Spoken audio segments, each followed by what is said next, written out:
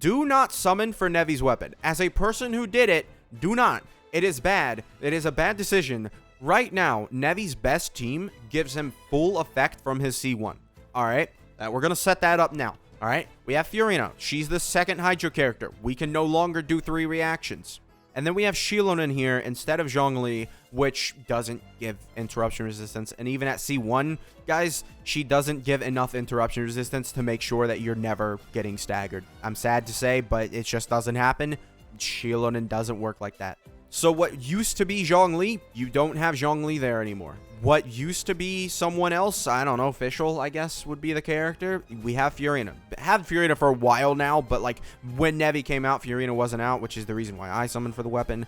His C1 is so much better because it's just, this team is his best team. And if you have it and you go for his weapon, I feel sorry for you because that's kind of just a dumb move. So here we are with basically the same team that I just mentioned. However, Xilonen would be here instead because that's who we would put here instead.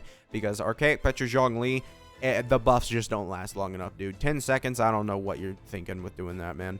But as you can see here, 34% over Prototype Amber here. So Prototype Amber is our baseline, which is sad because that is a very mid weapon, I'm going to be honest. But Prototype Amber is here. It's our baseline. So we have 34% extra damage over it. So that's pretty high, I'm going to be honest. Like, that is really high.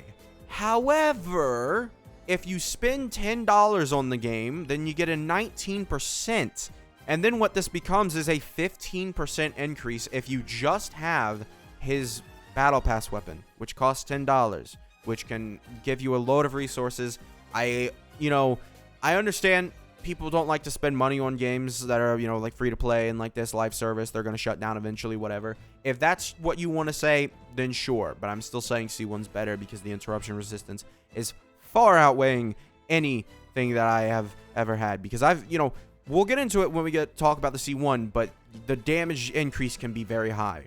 So yeah, $10 for the Sacrificial Jade. You get a load of resources, you get some summons, it works very well. All you need is the 1 copy. You don't need to refine it, but if you do decide to refine it, look at that difference. It's 2%. If you do decide to refine it, you can basically guarantee yourself the Tome's performance if you just have $50, right? That is a lot, but, if you're willing to spend it, you can do that, guarantee yourself this instead of having to gamble for it, right? And if we come over here, we have Nevi's first Constellation here, and this is what KQM has to say about it. It's a 24% increase. Obviously 0% here is because, some teams are just fully built to where his C1 does no effect, right? That is something. However, the good teams, the best team, is not like that. And 99% of the time, you're going to be running Fiorina, like I said. But what we should focus on here is the 24%. I honestly think it could be higher because depending on how unlucky you are, that Elemental Beast in the current Abyss knocked me around and like completely stunned Nevi. It was like every single time I would go up towards and try and do a charge attack, the guy would just... And I was using the Kazuha, Xilonen, and Fiorina variant of his team, right? And it would just knock me around. Had I gone for his C1 instead of his weapon, I would be doing more damage. And I would not have any issues with that staggering because, it's just, that's a part of the more damage too, right? Because you could legitimately get staggered out of your charge attack every single time. Let's say every single time you make it halfway through a charge attack. That is minus 50% towards your total damage, right? If you're only able to complete half a charge attack every single time you do a charge attack, that's literally just half your damage gone. It's just like that because you got staggered, right? And obviously, you can try and add a shielder in order to prevent that, right? Maybe don't use Xilonen, but honestly, Xilonen provides a pretty big buff to Nevi because her duration is completely 20 seconds, literally double, Zhongli, and then also she res shreds more, and then she does more damage bonus, right? Like, that's all pretty good. And whereas with his C1, you would be able to use that Xilonen. So you can technically, if you're going to choose to use Zhongli over Xilonen on that team, technically, the C1's damage increase has to also factor in the difference between Xilonen and Zhongli on that team, since you no longer need Zhongli because of the C1. They even say here that it's just like it varies, Like, depending on how you want to play Nevi, it can vary. But I would wager to say that most people are going to play Nevi when they, have this team. I would wager to say most people that are going to use Nevi are going to be using this team. And I really do think that, honestly, I'm tempted to go for his C1. I'm going to be honest. The voices are talking to me, guys. It is hard to, give it. No.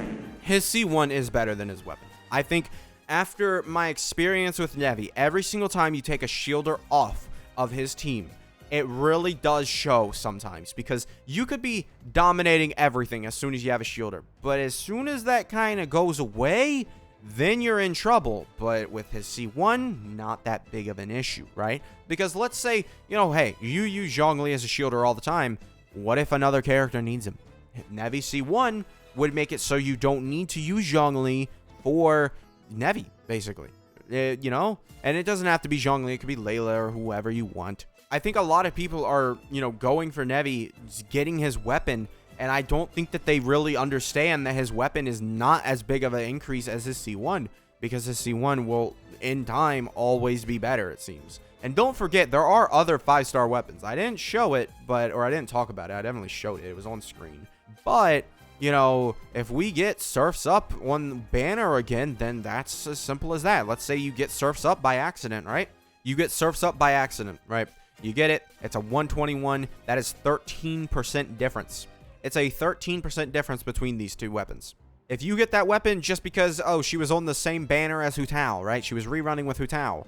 Then now you have a weapon that could have been used on Nevi, and you could have had Nevi C1, and it would have been stronger, a lot stronger probably. A lot of people will come to regret getting his weapon. I think that is the common occurrence, is what's going to happen with his, weapon.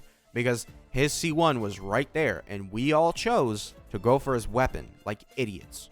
So yeah, that's just from my experience. I don't know. I think I might label this as like a do I regret the tome or something. I don't know. But yeah, if I did label the video as that, then yeah, the answer is yeah. It's absolutely. I hate that thing. I hate looking at it because I know I could have had greatness, but I didn't. I skipped. I fumbled. I failed. I didn't realize Fiorina was going to be so good with Nevi. I also hated Fiorina. Didn't know I was going to summon on her, I'm pretty sure. I don't know. Whatever. But yeah, that's going to be it for this video. Make sure to subscribe, and I'll see you guys next time. Bye.